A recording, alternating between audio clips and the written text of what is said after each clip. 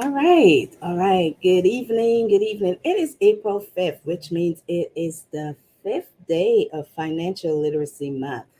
And I have to apologize because my steps for my step four for day four of our 30-day pledge did not post for some reason yesterday. So I'll make sure that I post it today.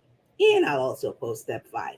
The great thing is that step four wasn't something that you had to do physically. You had to kind of think about it and maybe kind of talk, identify somebody that will be able to help you with that portion of our pledge. So I'm going to post that for today, for yesterday, as well as step five today.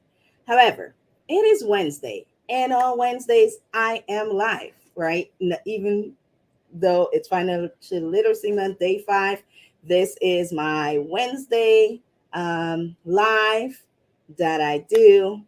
Uh, Big facts, leaving a legacy, talking all things about creating legacy. So this is going to suffice as that video for day five as well.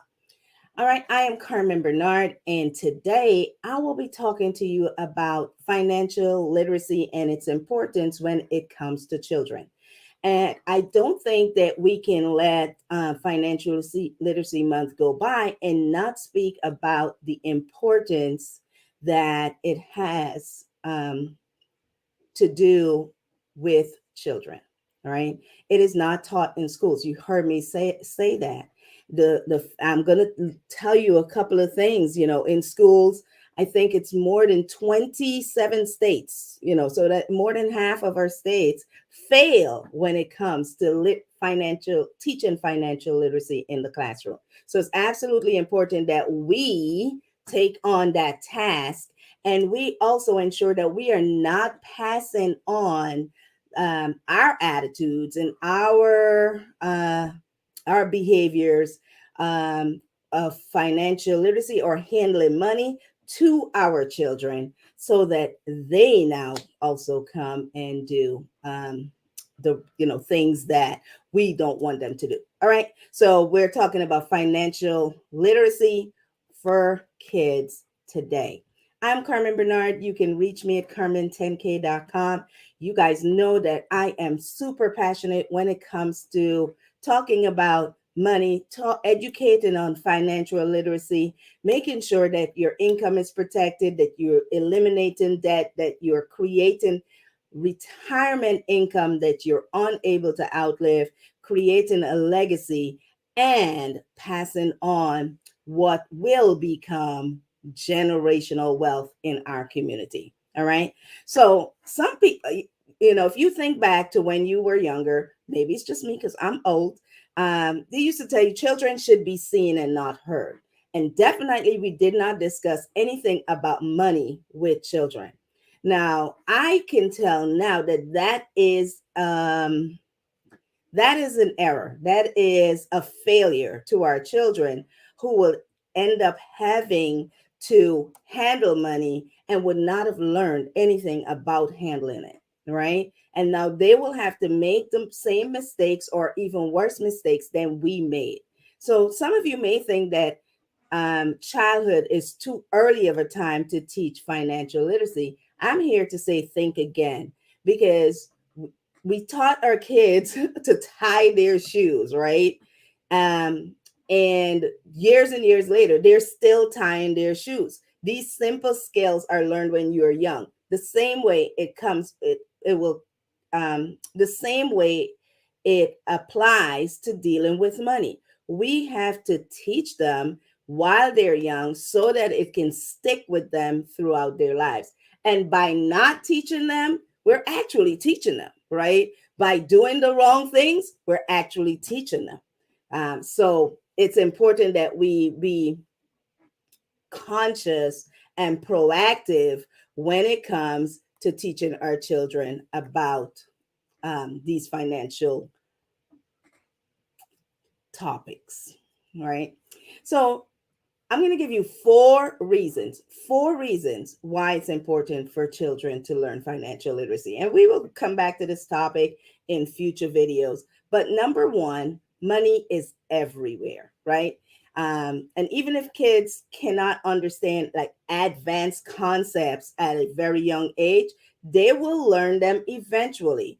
And so kids, even very young kids, start to learn about money. They start to need money. They start to use money. They may want to buy toys. If you take them to the Dollar Tree, the Dollar General, Walmart, Target, wherever, the kids, they always want to buy something. Matter of fact, their marketers market to children because they know that we are unable to say no to our children. Well, not we're unable to say no to our children, but we get sucked in. Oh, this is cute. Oh, yes, you can have it. Oh, it's only $3. Oh, it's only $5. You can have it, right? So kids start to buy toys. They will use money to join activities, participate in social experiences at school, like attending concerts or games or visiting amusement parks. So kids will be using money. So teaching them about saving and spending now will help them understand why they can't always get what they want, why they can't always choose this, because they get to learn that sometimes you have to give up something to get something. Which one is more important to you? So kids get to learn that. Kids get to learn how to manage money early, and this helps them to create responsibility. But it also, it also can help them to limit entitlement and help them to understand delayed gratification. Some of us haven't learned that yet. We are There are many business owners. We're making lots of money, but we're spending all of the money now. We're not thinking about the future when we're not going to be able to work, because most of us are not going to be able to or want to work until we're 89, 90, 95. We don't want to do that, right? At least not work because we have to work, right? So because of that, because money is everywhere, it's absolutely important that we start to teach our children about it, because kids are going to be using money, because kids do use money. We have to teach them now, right? Financial number two, financial education helps kids grow into financially confident adults, right? If you're listening to me now or you listen to me on the replay, put it in the chat. Tell me how your children are using money. I see many memes right now that today's 8-year-olds are asking, while we ask for McDonald's, today's 8-year-olds are asking for lobster and shrimp, right? While we ask for a burger or ice cream from the ice cream truck. That's not what today's youngsters are doing. So tell me in the chat, what are your kids spending money on? How is it different from you and um, from how you spent when you were younger, right? Many adults struggle to handle their finances. You've heard me say on here many times before that 50% of Americans don't have enough in their savings account to handle a $400 emergency, right? Consequently, we have to go put that on a credit card or borrow and get deeper and deeper into debt. All right. If kids actively participate in activities that allow them to save, allow them to spend, that allow them to have a plan, or they will learn to have a plan if you teach them for the future, right? We can start teaching children about budgeting, whether they get an allowance or not. If kids are having money, we want to talk with them, maybe have them do a little journal, a money journal or something about how much money they got in, whether they got birthday money, whether they get money for allowances on a regular basis. We can teach them to write down how much money it is that they got in. We can teach them to plan for what it is that they want, so that when they go to the store, they are not just spending it on what they see. And then later on, they're like asking, oh, I needed this. Well, if they have planned and they understand that the money has to, that they will have to, this money has to last them, or this money, this is for certain things. Now you can, they can make choices, right? They can make actual choices. All right. So, we want to give them that opportunity to be able to learn to handle money that they have now. Teach them about saving. Teach them about long term saving. Teach them about short term saving. Maybe it is that they just want to make sure they have enough money for the movies. Maybe it is they just want to have some money for a video game. Maybe they want to have some money for a bike. Maybe they're a teenager and want to start to save toward their, or getting to become a teenager and want to start saving toward their first car. So you want to teach them to have a plan for that money, not just for now, but also in the future. And the earlier that we start to help them create those habits, those financial habits, the earlier they're started, the more likely the children are to become better able to handle money in their adulthood. They will take that into their adulthood. So number three, if you're listening to me, put number three in the chat. Number three. All right. Knowing how to manage money can lessen anxiety. Y'all, money can make people actually sick. I'm telling you, money can make people sick, or lack thereof of money can make people literally sick, right? But you may have read before that here in the United States, or you've heard, you've seen it, you're experiencing it, right? We're dealing with a mental health crisis.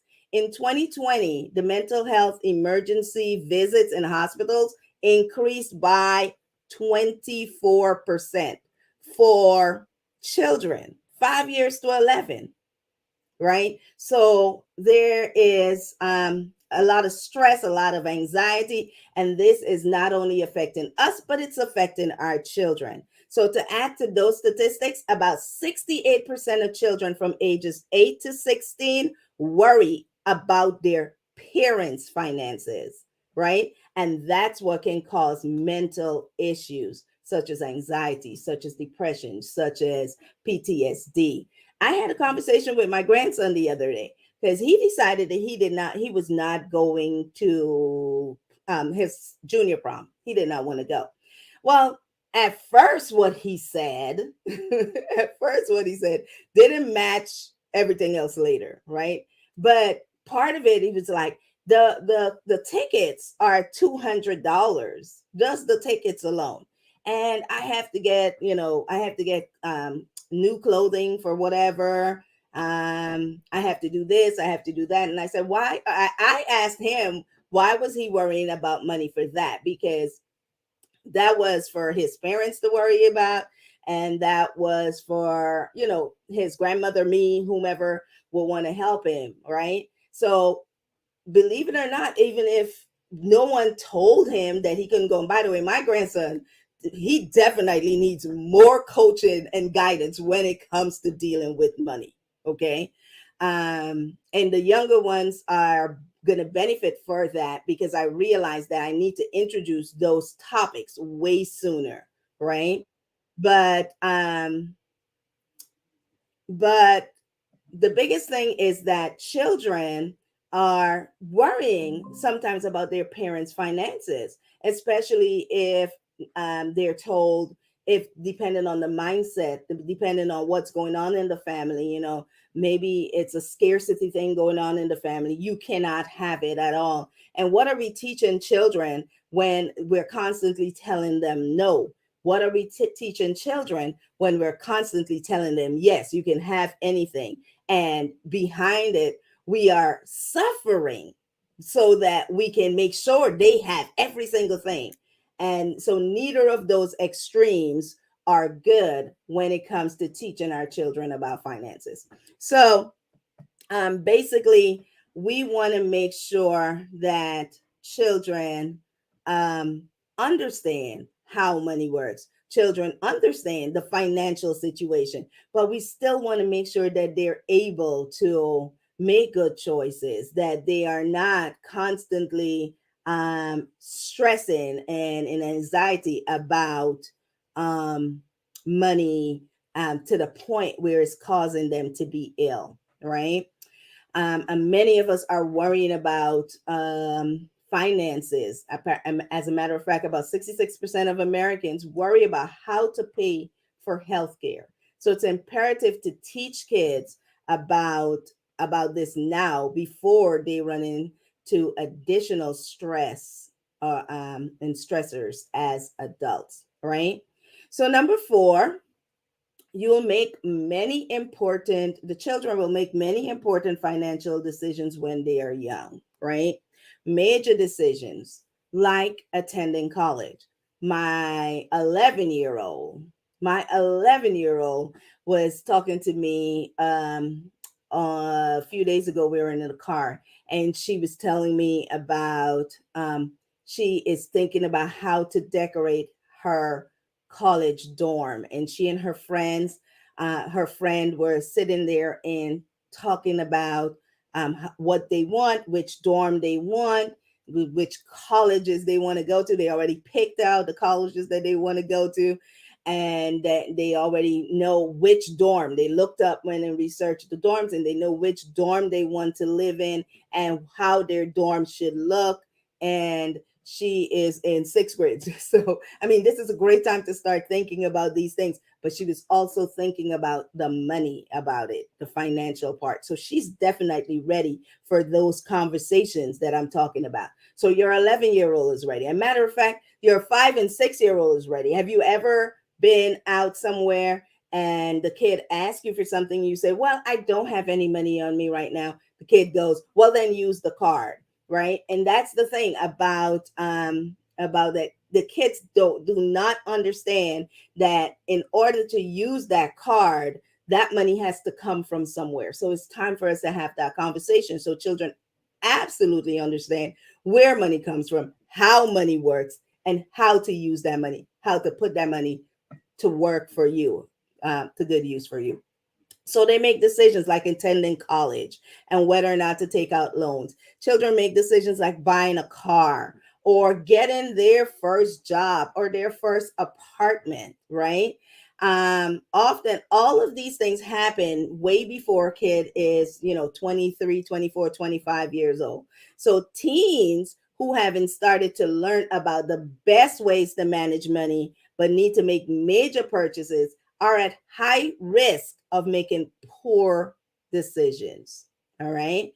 And this is important because I was talking to one of my sons the other day, and he had not taken the opportunity to kind of look and see what he's being charged when it comes to interest, and how finance charges totally work and stuff like that. Who cares, right? I got my credit card, I can use it.